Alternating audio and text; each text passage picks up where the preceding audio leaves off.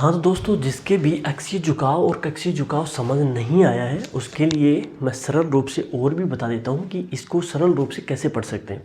सबसे पहले आपको ये जानना जरूरी है कि अक्षीय झुकाव क्या होता है। तो पृथ्वी अपने अक्ष के ऊपर कितने डिग्री झुकी हुई है? 23.5। अभी 23.5 कहाँ से आया? तो जो अक्ष है ना, अक्ष, ये तो पृथ्वी का हो गया। उत्तरी ध्रुव से दक्षिण ध्रुव जो रेखा बनाती है वही क्या है? एक्स होता है पृथ्वी का। इसके यहाँ पे यानी पृथ्वी के ऊपर मैं लंब डाल के समकोणीय स्थिति यदि पृथ्वी की मैं बनाता हूँ तो ये जो कोण बनता है ना, ये कितने डिग्री का? ये बनता है 23.5 डिग्री का। समझ आया क्या? अभी देखो इसका बड़ा रूप है, आप तुरंत ही इसको समझ जाओगे। ये जो पृथ्वी है ये एक्स हो गया, इसमें मैं लंब डालूँगा। इसकी समकोणीय स्थिति यदि हम ज्ञात करते हैं तो ये जो कोण बनता है समकोण पे, ये 23.5 डिग्री का बनता है। अक्ष के ये अक्षीय झुकाव हो गया, यानी कि अक्ष के ऊपर 23.5 डिग्री झुकी हुई है पृथ्वी। समझ आ गया क्या? ठीक है, ये जो कोण बन गया, पूरी पृथ्वी जो है 360 डिग्री पे होती है। ठीक है, अब देखो 90 डिग्री, 90 डिग्री, 90 डिग्री और 90 डिग्री।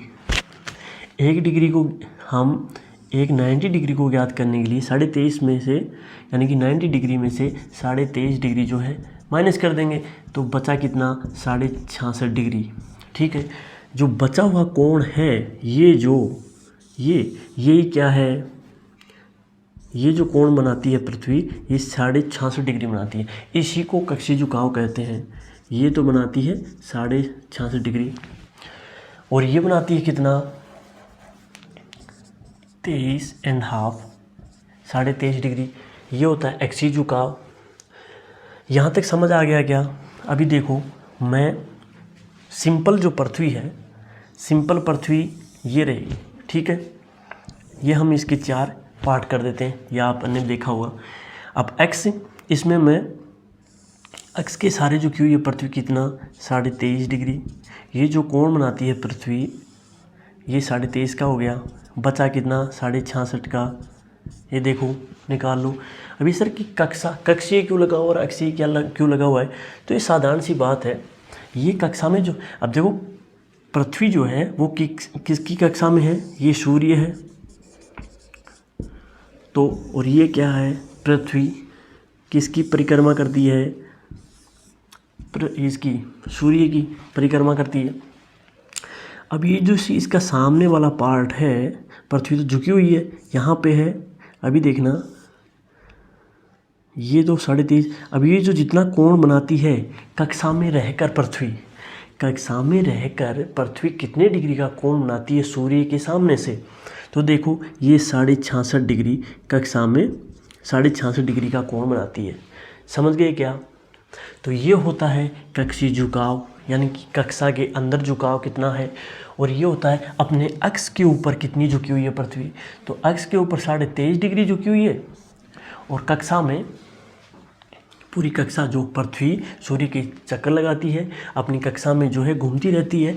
और यहाँ पे घूमते हुए सामने से जो टिल्ट रहता है ये कितने डिग्री का होगा? 66.5 डिग्री का। समझ आ गया क्या? ठीक है, तो ये आपकी बेसिक बात थी। आप एक बार फिर से इनको देख सकते हो। यदि अक्षीय झुकाव किसी को समझ नहीं आया तो एक बार फिर से देख लें। ये पृथ्वी, ये पृथ्वी और ये पृथ्वी। ठीक है, ये साधारण अक्ष हो गया। यहाँ पे देखो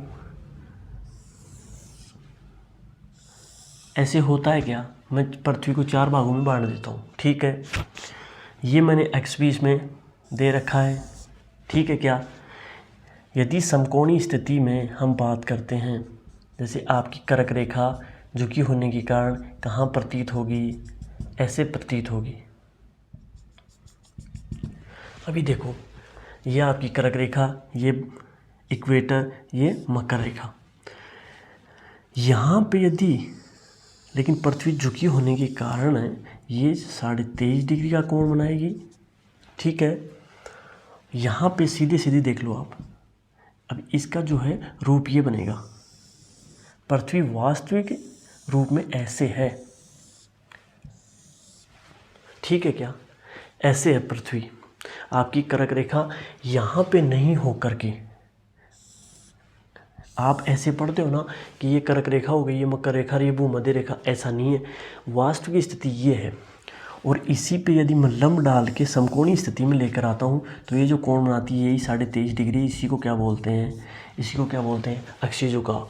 और जो यहाँ पे देखो, अब आपने सामान्य जो स्थिति इसकी करी थी यहाँ पे, ये जो बच गया कोण ये 66.5 डिग्री का है, इसको क्या बोलेंगे, अक्षीय झुकाव, इसको कक्षीय झुकाव बोल देंगे, ठीक है।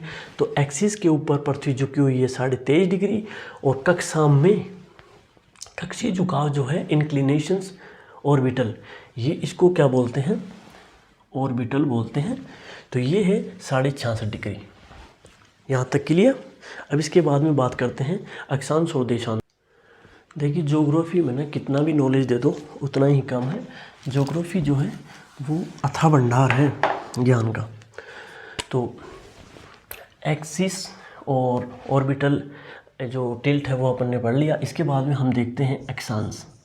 ये अक्षांश क्या होते हैं भाई, अक्षांश लेटीट्यूड। सबसे पहले इन्हीं की बात करते हैं। तो सबसे पहले ये जो है पृथ्वी है, इसको हमने दो भागों में विभाजित किया है, दो भागों में विभाजित किया है। इसको तो बोलते हैं उत्तरी गोलार्ध, और इसको बोलते हैं दक्षिणी गोलार्ध।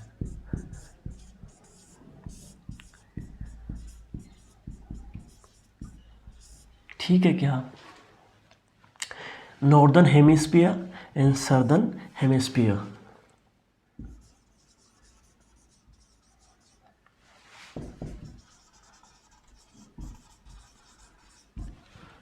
और सदर्न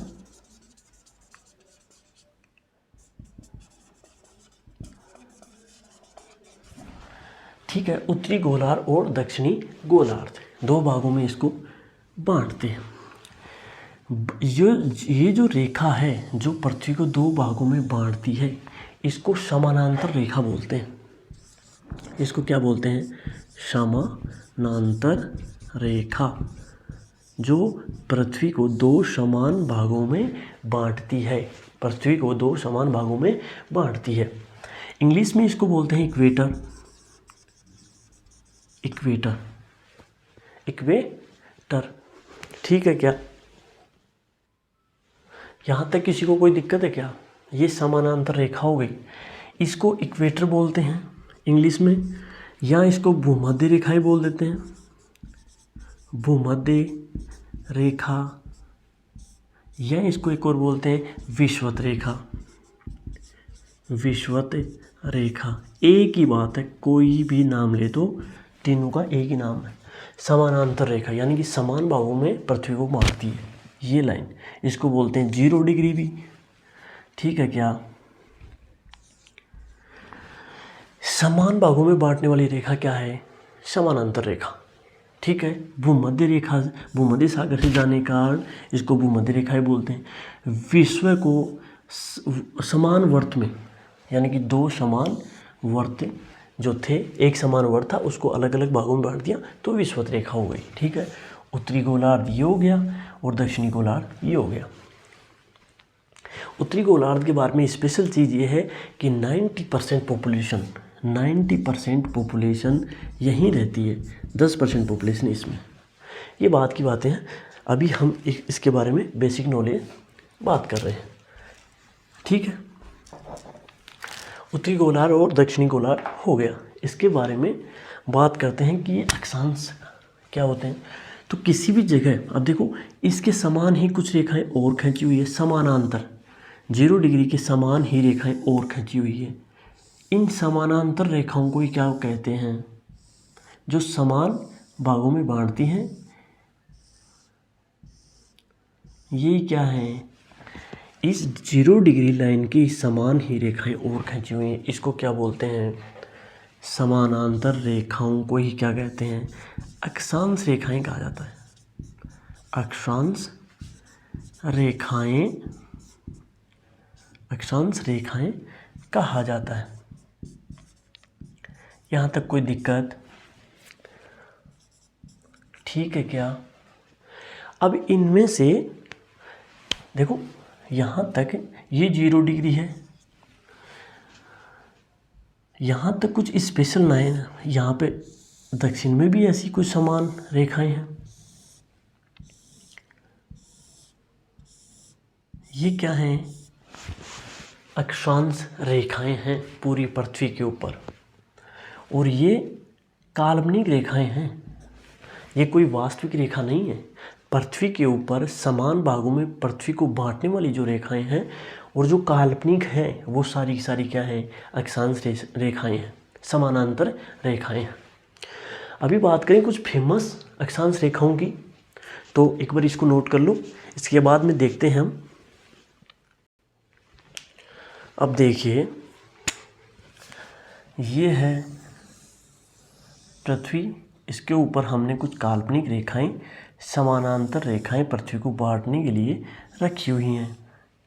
समझ आ गया क्या?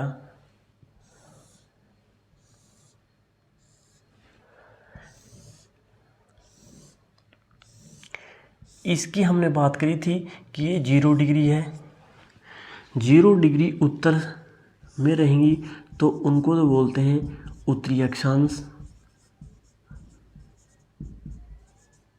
नॉर्दर्न लेटीट्यूड्स, एंड इनको बोलते हैं 0 डिग्री से जो दक्षिण में है इनको बोलते हैं दक्षिणी अक्षांश।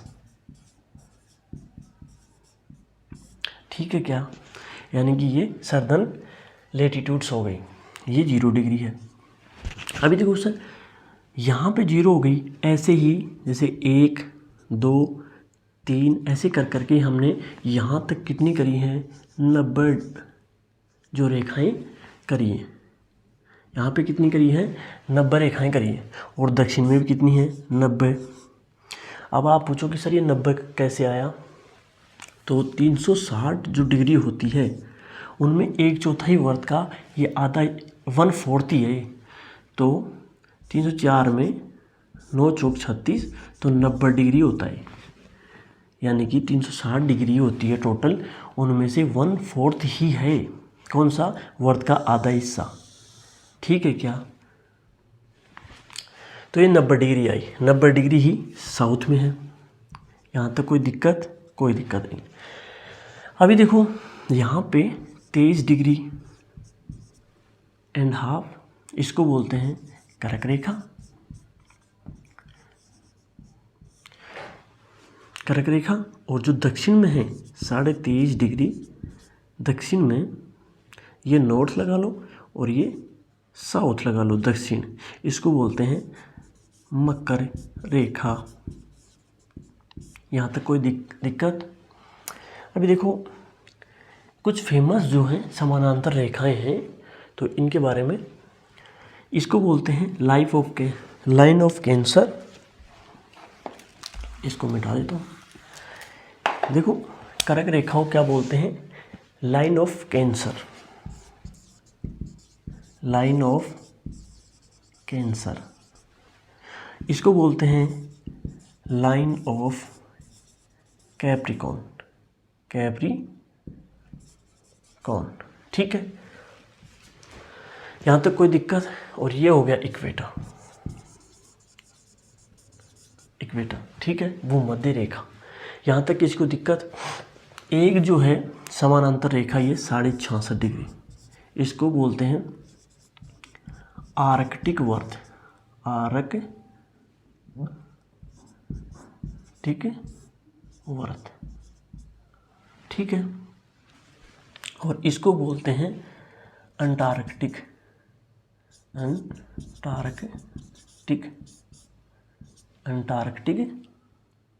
रेखा या व्रत, ठीक है। तो बेसिकली जो है ये कुछ फेमस जो है अक्षांश हैं जो पृथ्वी के ऊपर स्थित हैं, ये हमें पढ़ने को मिलेंगे। अभी देखो यहाँ तक किसी को कोई दिक्कत है क्या? आर्कटिक वर्त ये हो गया 66 डिग्री, 66.5 डिग्री, 90 डिग्री जो है उत्तरी ध्रुव बोलते हैं इसको, उत्तरी ध्रुव है। और ये हो गया 90 डिग्री दक्षिणी ध्रुव है। यहाँ तक किसी को दिक्कत? अभी देखो आगे देखो। अब देखिए हमने बात करी समानांतर रेखाओं की, यानी कि पृथ्वी को समान भागों में बांटने वाली जो रेखाएं हैं उनको बोलते हैं समानांतर रेखा। अब कुछ फेमस समानांतर रेखाएं हैं। फेमस समानांतर रेखाएं कौन कौन सी है? जैसे 0 डिग्री की हमने बात करी थी, ये विषुवत रेखा हो गई, इसको भूमध्य रेखा बोल दो, 0 डिग्री बोल दो, इक्वेटर लाइन बोल दो, या 0 डिग्री समानांतर रेखा बोल दो, बात एक ही है। अब कुछ फेमस समानांतर रेखाएं हैं जो वर्त को समान भागों में बांटती है और काफ़ी फेमस हैं। जैसे 23.5 डिग्री उत्तरी अक्षांश, उत्तरी अक्षांश इसको हम लाइन ऑफ कैंसर भी बोलते हैं। उत्तरी अक्षांश को क्या बोलते हैं? कर्क रेखा, इसको बोलते हैं मकर रेखा, और इसको बोलते हैं कर्क रेखा। यहाँ तक कोई दिक्कत? यानी कि जो एक समान रेखा है 23.5 डिग्री उत्तरी अक्षांश, इसको बोला जाता है लाइन ऑफ कैंसर, कर्क रेखा। जो 66.5 डिग्री है उत्तरी अक्षांश में, इसको बोलते हैं आर्कटिक वर्त, ठीक है, आर्कटिक लाइन। और जो 90 डिग्री उत्तर में है उसको नॉर्थ पोल बोला जाता है, और जो साउथ में है इसको दक्षिणी ध्रुव बोला जाता है, यानी कि साउथ पोल, और ये नॉर्थ पोल हो गया। अब देखो 66.5 डिग्री दक्षिण में जो है उसको दक्षिणी ध्रुव वर्त बोला जाता है, अंटार्कटिक वर्त बोल दो। तो ऐसे ही कुछ समानांतर रेखाएं उत्तर में हैं, उनको उत्तरी, इनको बोला जाता है उत्तरी अक्षांश, उत्तरी अक्षांश रेखाएं होगी। और ये कुछ हैं दक्षिण में इस लाइन से, तो इसको बोलते हैं दक्षिण अक्षांश रेखाएं। सिंपल। यहाँ तक किसी को कोई दिक्कत? कोई दिक्कत नहीं। तो ये कुछ समानांतर रेखाएं हैं, कुछ नॉर्थ में और कुछ साउथ में। साउथ की 3-4 फेमस है, ये आपको ध्यान रखनी है। ऐसे कुछ नॉर्थ में, कुछ साउथ में भी है। साउथ की ये 3-4 है, यानी कि मकर रेखा है, दक्षिणी ध्रुव वर्त है, और ये दक्षिणी ध्रुव है। तो ऐसे ही 3-4 जो लाइन है वो फेमस है। इसके बाद में हम पढ़ेंगे ताप कटिबंध।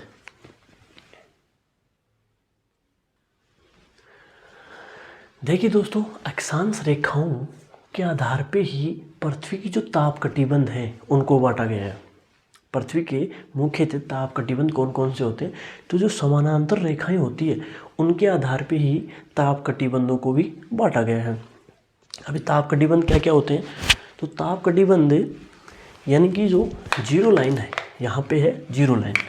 अब देखो 0 लाइन से 23.5 डिग्री उत्तरी अक्षांश का जो जोन है, या मैं इसको मिटा भी दूँ ना 0 डिग्री को, तो ये कोई फिक्स नहीं है।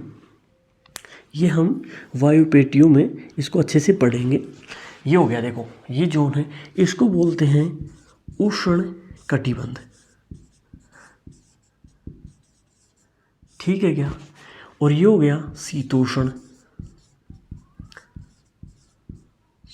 कटिबंध, और ये हो गया शीत कटिबंध।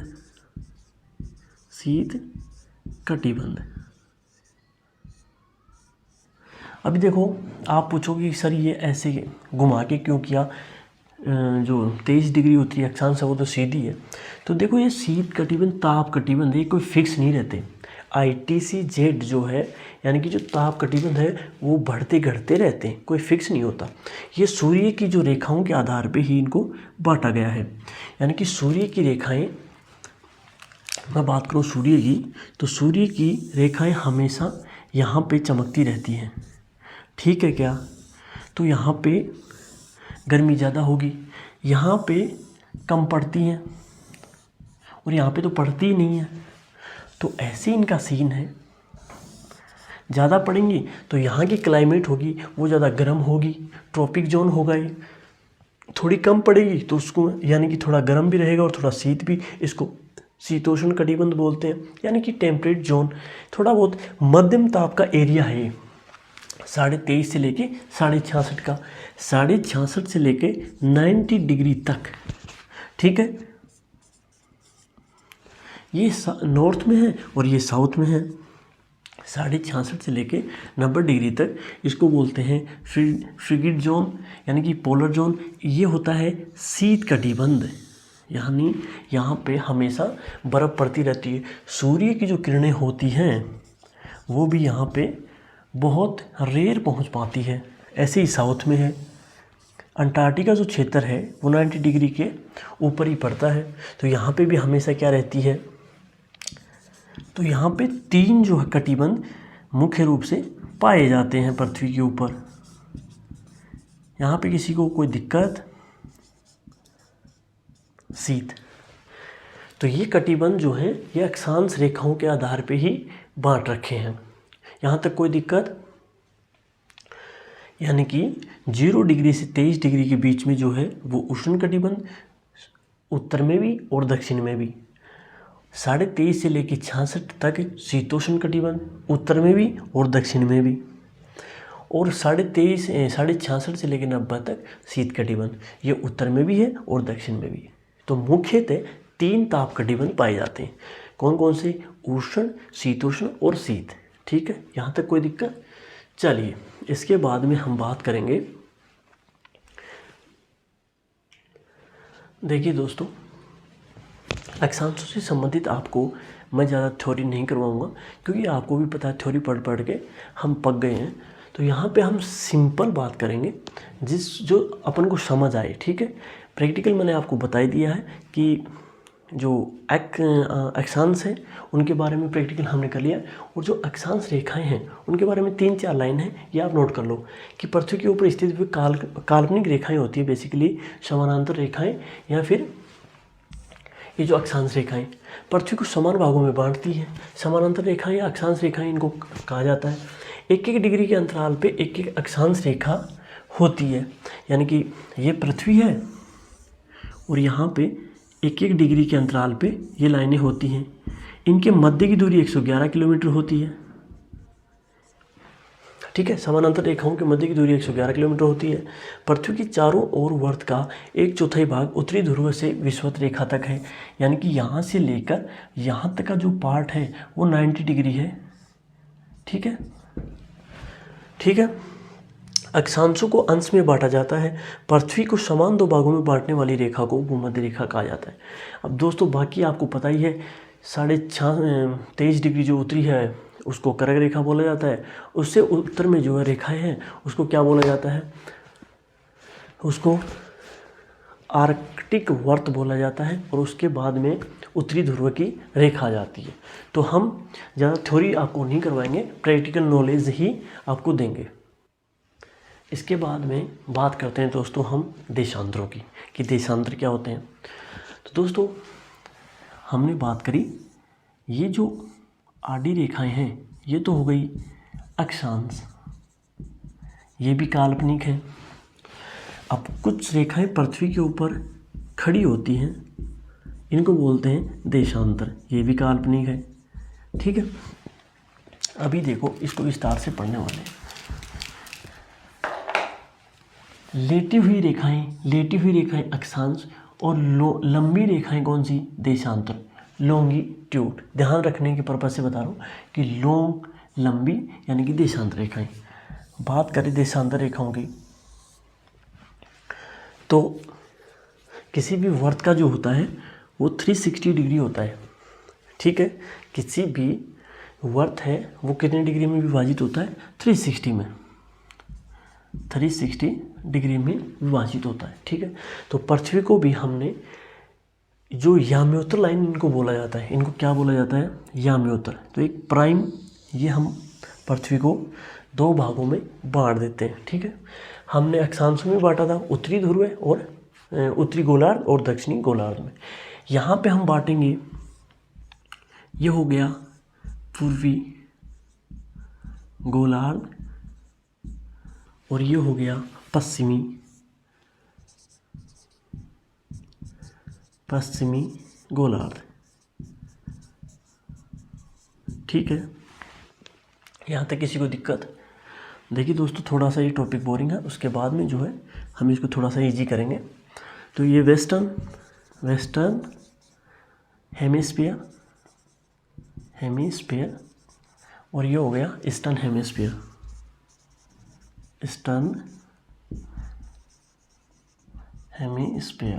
ठीक है, यानी कि पूर्वी गोलार्ध और पश्चिमी गोलार्ध। यहाँ तक किसी को दिक्कत? कोई दिक्कत नहीं। अब देखिए दोस्तों, ये एक प्राइम 0 डिग्री, इसको क्या बोला जाता है? 0 डिग्री। देशांतर रेखा जो होती है, ये क्या होती है? याम्योत्तर लाइन होती है रेखा, इनको क्या बोला जाता है? याम्योत्तर रेखाएं। अब देखिए दोस्तों, यहाँ 1 डिग्री है, ठीक है, 0 डिग्री। अब यहाँ से ऐसे बढ़ के चलेंगे, ऐसे 1 2 3 4, ठीक है, ऐसे बढ़ के, तो 180 डिग्री जो है वो तो है पूर्व में, और 180 डिग्री जो है वो है पश्चिम में। यहाँ तक कोई दिक्कत? ठीक है, ऐसे ही 180 डिग्री जो है वो पूरब में रेखाएं खींची हुई हैं, ऐसे हम बना देंगे। पेन थोड़ा सा डाउन हो गया भाई लोगों।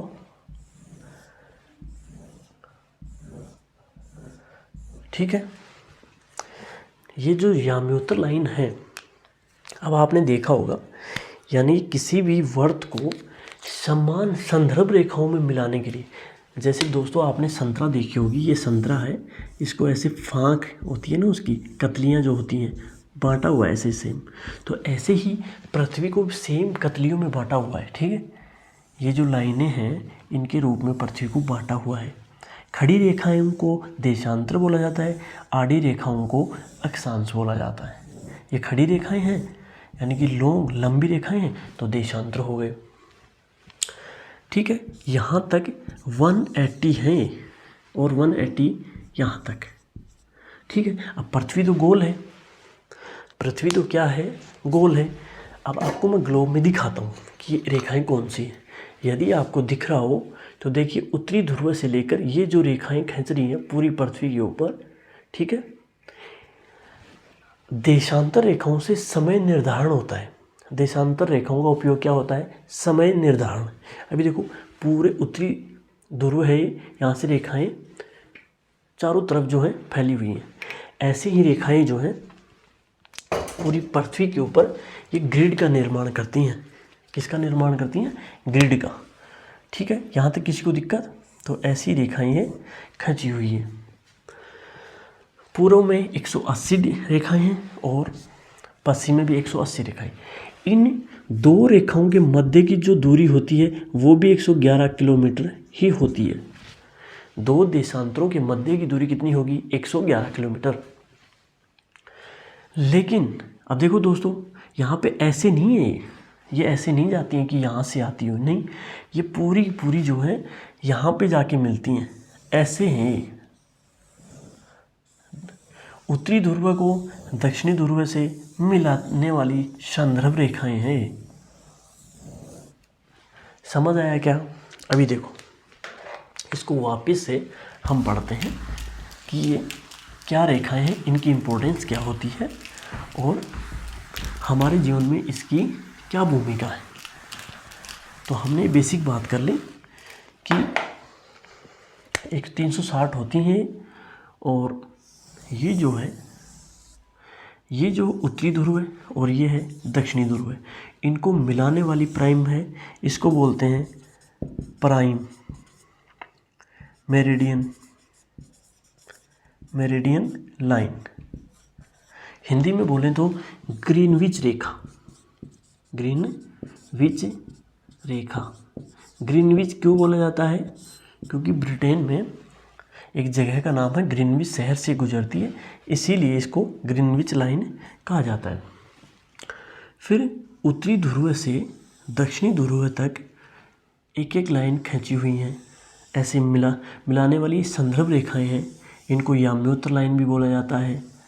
ठीक है, टोटल ये 360 हैं। ऐसे ये है पूरी रेखाएं बनी हुई हैं। 0 डिग्री से 180 पूर्व में और 180 जो लाइन है वो पश्चिम में। यहाँ तक कोई दिक्कत? तो ये 0 डिग्री हो गया। 0 डिग्री से पूरी संसार का टाइम निर्धारण होता है। ठीक है क्या? ग्रीनविच लाइन से जो है यहाँ से समय निर्धारण होता है। इसके बाद में थोड़ी सी हम थ्योरी कर लेते हैं। थ्योरी के लिए आप कुछ लिख लो।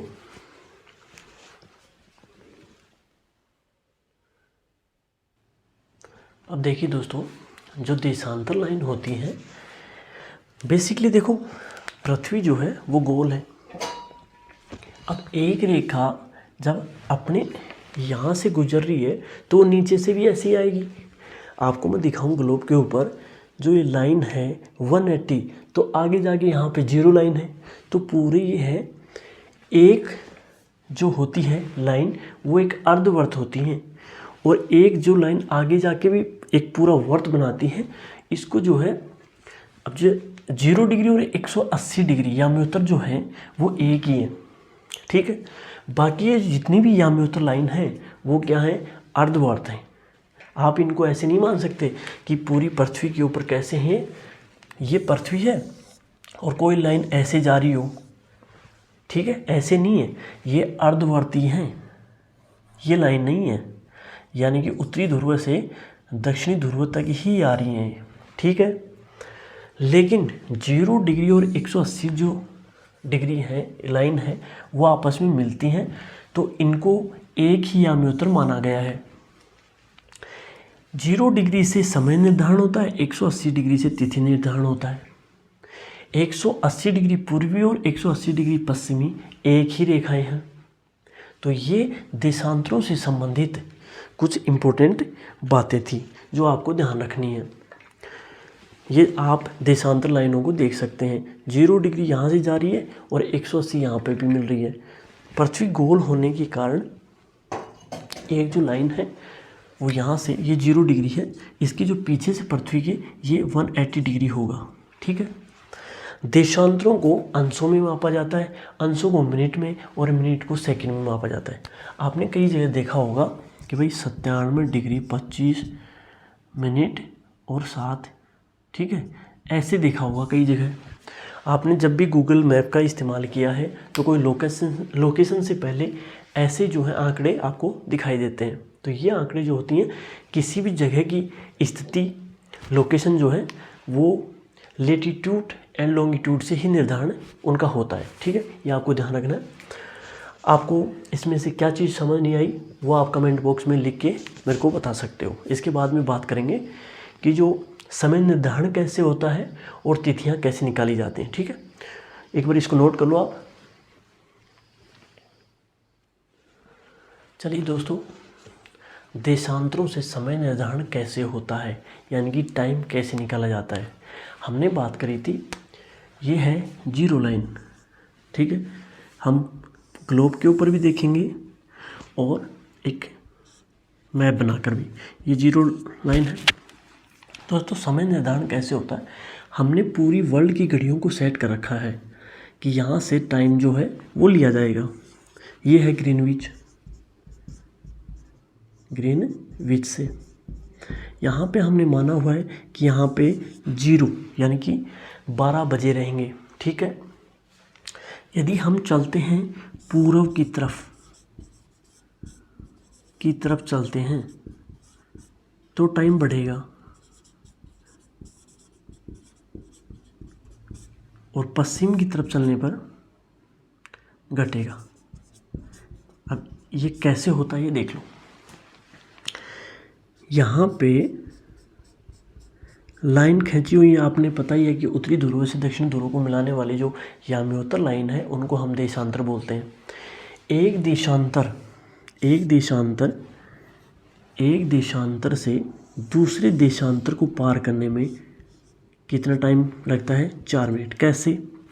देखिए 360 डिग्री होती है, टोटल कितनी डिग्री होती है? 360 देशांतर होते हैं। ये हैं देशांतर। पृथ्वी जो है वो अपने अक्ष के ऊपर 24 घंटे में 360 डिग्री घूमती है। 360 डिग्री, अब 360 डिग्री 24 घंटे में घूमती है, तो अब इसको कैलकुलेट करो तो कितने वो आएंगे, यानी कि 8 3 24, 8 चौक नहीं, ये 4 से नहीं कट रहा, तो यहाँ पे कितने घंटे आएंगे? 2 एकम 2, 2 दूनी 4, 12 3 36, ठीक है। तो 3 चौक 12, 10, और ये कितने घंटे आ गए? तो यहाँ पे देखो, यानी कि पृथ्वी जो है 360 डिग्री जो है घूमती है 24 घंटे में। कितने घंटे में? 24 घंटे में, ठीक है। तो इसको काटेंगे, 6 चौक 24 और 6 छः 36 और 15 चौक 60, यानी कि 15 डिग्री जो है 1 घंटे में घूमती है, ठीक है। तो 1 घंटे बराबर 15 डिग्री, ठीक है। अब यदि 1 घंटे में 60 मिनट होती हैं, इसको 15 से, तो 15 चौक 60, तो 4 डिग्री आ गया। यानी कि एक देशांतर को पार करने में 4 डिग्री का अंतर आता है। कितने डिग्री का? 4 डिग्री का। एक देशांतर से दूसरे देशांतर तक, यानी कि एक देशांतर बराबर अंतर कितना? 4 डिग्री का। समझ आया क्या? यानी कि ये 0 डिग्री है और यहाँ से एक देशांतर यदि हम पार करेंगे तो इसमें 4 डिग्री का क्या आएगा? अंतर आएगा, ठीक है क्या? ऐसे ही पूरी दुनिया का समय निर्धारण होता है। यदि हम पूर्व की तरफ चलेंगे, इंडिया की साइड या जापान की साइड चलेंगे, तो ये टाइम बढ़ता जाएगा, 0 डिग्री से बढ़ेगा। जैसे 4 8 10 12 ऐसे डिग्रियों में अंतर आता जाएगा। यदि हम अमेरिका की तरफ चलेंगे तो ये टाइम क्या? घटता जाएगा, 4 -8 12 माइनस, ऐसे ये टाइम घटता जाएगा। फॉर एग्जाम्पल एक लेकर देखते हैं। जैसे मैं बात करूं आपसे कि यहाँ पे 40 डिग्री देशांतर पर समय क्या होगा, ठीक है। 0 डिग्री ये है और यहाँ से 40 डिग्री पे, तो देखो 40 डिग्री है, 1 डिग्री में अंतर 4 का, तो 160 डिग्री हो गया। 60 डिग्री, इसको घंटे में तब्दील करेंगे तो 6 ये कटेंगे किससे? 2 तिया 6, 2 तिया 6, 2 घंटे, तो 8/3। 8/3 ही क्या आया है? देखो 160/60, यानी कि 40 डिग्री के ऊपर समय क्या होगा? तो यहाँ पे 160 जो है वो क्या आई है? मिनट आई है, ठीक है। इनको घंटे में तब्दील करेंगे तो यानी कि 2 घंटे और 30 मिनट का ही अंतर आया है। तो यहाँ पे 40 डिग्री के ऊपर 2:30 होंगे। यहाँ पे 160 सेकंड जो है 40 डिग्री पे 160 मिनट होंगी। यहाँ आप ऐसे देख ले, 6 तिये 18, 180, यानी कि 3 घंटे में 20 मिनट कम। ये होगा क्या? 2:40, 2:40 यहाँ पे होंगी, 2:40 यहाँ पे होंगी। तो 160 मिनट जो है वो डायरेक्ट घंटों में आप बदलोगे तो कितना टाइम आगे रहेगा, 2:40। ऐसे ही इंडिया का जो टाइम है वो यहीं से लिया गया है। अब इंडिया का जो टाइम है हमने भी एक समय निर्धारण के लिए क्या माना हुआ है, तिथि वो मानी हुई है रेखा, देशांतर रेखा। इसको बोलते हैं 82.5 डिग्री पूर्वी देशांतर, पूर्वी देशांतर। यहीं से हम टाइम निर्धारण करते हैं। अब 82.5 डिग्री का क्या मीन्स है, 82.5 इक्वल टू 4। तो इसको कैलकुलेट करोगे तो कितना आएगा, करके देखो एक बार। तो ये समथिंग 330 मिनट आएंगे। अब 0 डिग्री से 330 मिनट, यहाँ पे कितना है 82.5 डिग्री, जहाँ से भारत का समय निर्धारण होता है। ठीक है, तो यहाँ पे 82.5 है, इसको 4 से मल्टीप्लाई करेंगे तो 30, इसको 330 मिनट आएंगी। इसको घंटे में तब्दील करोगे तो 6 पंजे 30 और 3 यानी कि 5.5 घंटे। 0 डिग्री से भारत का समय जो है वो 5.5 घंटे आगे है। आपने पढ़ा ये चीज़ तो यहाँ पे ऐसे समय निर्धारण होता है। यहाँ से 0 डिग्री से इस साइड जो है समय बढ़ेगा और इस साइड टाइम घटेगा। सपोज दैट 5.5 घंटे हो गए। यहाँ पे यदि 12 बजेंगे तो यहाँ पे 5.5 घंटे बढ़ जाएंगे इसमें, तो 5:30 यहाँ पे टाइम हो जाएगा।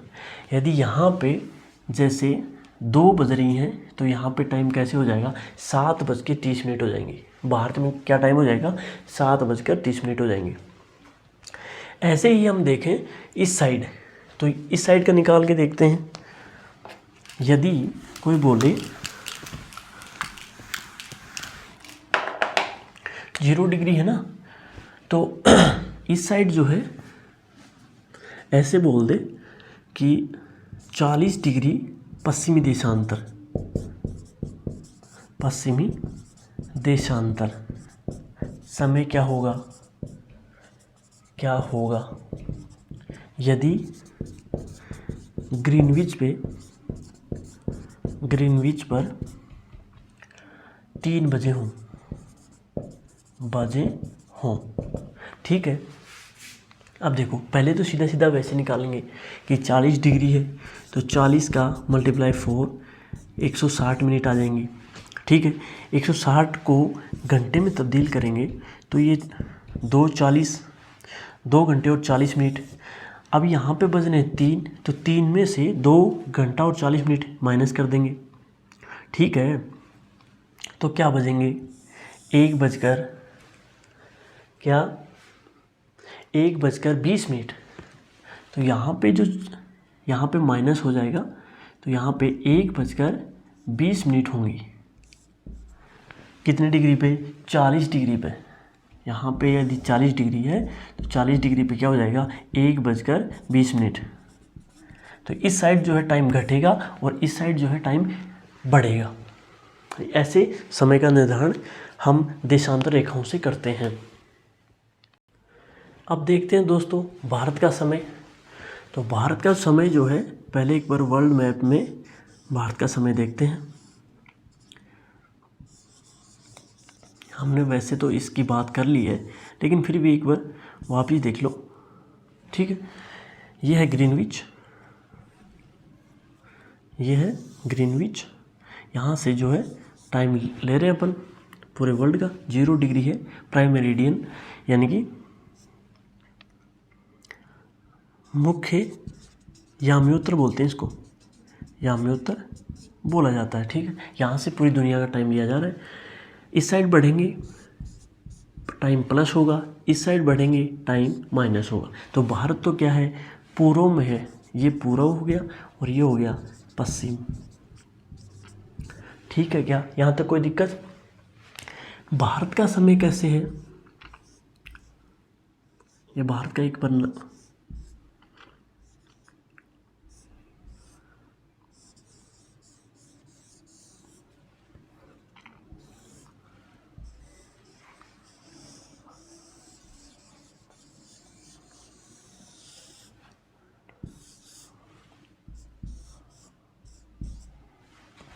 ठीक है, यहाँ तक कोई दिक्कत। भारत का समय लिया जाता है इस रेखा से, इसको बोलते हैं 82.5 डिग्री पूर्वी देशांतर। पूर्वी देशांतर ये कहाँ से पड़ेगी? ये पड़ेगी यहाँ पे वर्ल्ड मैप में, ठीक है क्या? इसको बोलते हैं, ये तो पूरा तो है ही, और इसको देशांतर और लिख दो बस, कोई दिक्कत यहाँ पे। अब यहाँ पे आपने देशांतर देखा होगा तो 68 डिग्री 7 से लेकर 97 डिग्री पॉइंट 25 पूर्वी देशांतर, ये देखा है क्या आपने? अभी देखो इसको निकाल लेते हैं। भारत का समय ग्रीनविच लाइन से कितना आगे है, तो यहाँ पे अपन को ये पता लग गया कि भारत का समय कहाँ से लिया जाता है, 82.5 डिग्री। तो हमने पहली बात कर ली कि 0 डिग्री से पूर्व की साइड बढ़ेंगे तो टाइम बढ़ेगा। तो 82.5 का यदि हम एक देशांतर से दूसरे देशांतर कितने का डिफरेंस है, 4 डिग्री का, तो इससे इसको 4 से मल्टीप्लाई कर देंगे, ये आएगा 330 मिनट। ये क्या आया? मिनट आया। मिनट को घंटे में बदलेंगे तो 330/60, यानी कि 1 घंटे में 60 मिनट होती है। इसको करेंगे तो 5.5 घंटे आते हैं, यानी कि 0 डिग्री से यहाँ तक का 5 घंटे और 30 मिनट आगे है। भारत का समय है ग्रीनविच से 5 घंटे और 30 मिनट आगे है, ठीक है। यदि ग्रीनविच पे 10 बजेंगे तो यहाँ पे कितने बजेंगे? 3:10 में कितने बढ़ा देंगे? 5 घंटे और 30 मिनट आगे कर देंगे, तो यानी कि 3:30 हो जाएंगी। यहाँ तक कोई दिक्कत? भारत का जो पूर्वी देशांतर लिया जाता है वो यूपी के, यहाँ पे यूपी के मिर्ज़ापुर शहर से लिया जाता है, ठीक है। तो भारत का समय निर्धारण ऐसे किया जाता है। यहाँ तक कोई दिक्कत? ये एक बार नोट करो।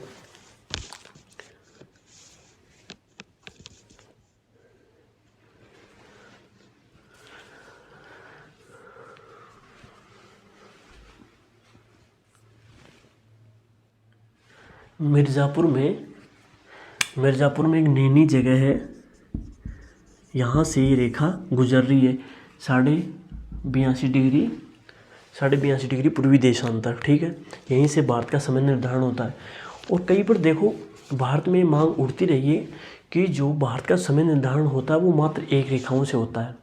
जैसे रसिया में कई हैं, 11 रेखाएं शायद जहाँ से समय निर्धारण होता है, और यूएस में भी 6-7 हैं, बट इंडिया में एक ही रेखा जहाँ से समय लिया जाता है। इसको कहते हैं कि भारत में 2 समय रेखाएं होनी चाहिए। अब वो क्यों कहा जाता है? देखिए ये भारत के अंतराल पे है, यानी कि 1 घंटे का अंतर इस साइड पड़ता है और 1 घंटे का इस साइड, यानी कि पूर्व से पश्चिम में 2 घंटे का अंतर पड़ता है भारत में, समथिंग, यानी कि 1 घंटा और समथिंग 50 मिनट का अंतर पड़ता है, ठीक है। आप कैलकुलेट कर सकते हो 68 से 97 के बीच में कितने का डिफरेंस आ रहा है, उसको 4 से मल्टीप्लाई कर दो तो आ जाएगा। तो ऐसे ही पूर्व और पश्चिम में 2 घंटे का अंतर आता है। अब यहाँ पे सुबह हो जाती है 2 घंटे पहले, और यहाँ पे हम जगते हैं 2 घंटे बाद में। तो इस समय वो पहले काम कर सकते हैं हमसे, लेकिन वो भी हमारे साथ ही करते हैं। क्यों? क्योंकि समय का निर्धारण क्या है? एक है भारत में। तो इसको गवर्नमेंट के पास कई बार प्रपोजल जाते हैं कि इसको बढ़ाया जाए और 2 समय रेखाएं जो है वो भारत में लागू की जाए, ठीक है। तो यहाँ पे ये हमने देखा देशांतर रेखाएं। इसके अलावा दोस्तों थोड़ा सा आप एक और देख लो, पृथ्वी से संबंधित कुछ और चीज़ें एक्स्ट्रा जो आपको जानना ज़रूरी है। सबसे पहले हम ये जानने की कोशिश करेंगे कि पृथ्वी की जो त्रिज्या है वो क्या है। तो त्रिज्या क्या होती है? त्रिज्या किसी भी परिधि का 1/4 पार्ट, जो क्या होती है त्रिज्या, परिधि का आधा हिस्सा 1/2 व्यास होता है। सर्कमफेरेंसेज यानी कि पृथ्वी जो पूरा वर्त रूप, यानी कि वर्त रूप में जो पार्ट है पूरा वो सर्कमफेरेंसेज होता है। यानी कि पृथ्वी का जो है सर्कमफेरेंसेज क्या होता है? एक पूरा पार्ट, ये क्या है? सर्कमफेरेंसेज, ठीक है। तो परिधि कितनी है? 40,075 किलोमीटर। ये किसकी परिधि है? पृथ्वी की परिधि। ठीक है, इसका आधा क्या है? व्यास होगा, यानी कि 12,742 किलोमीटर क्या है? पृथ्वी का व्यास है, diameter. What is the earth diameter? तो 12,742 किलोमीटर टोटल इसका व्यास है।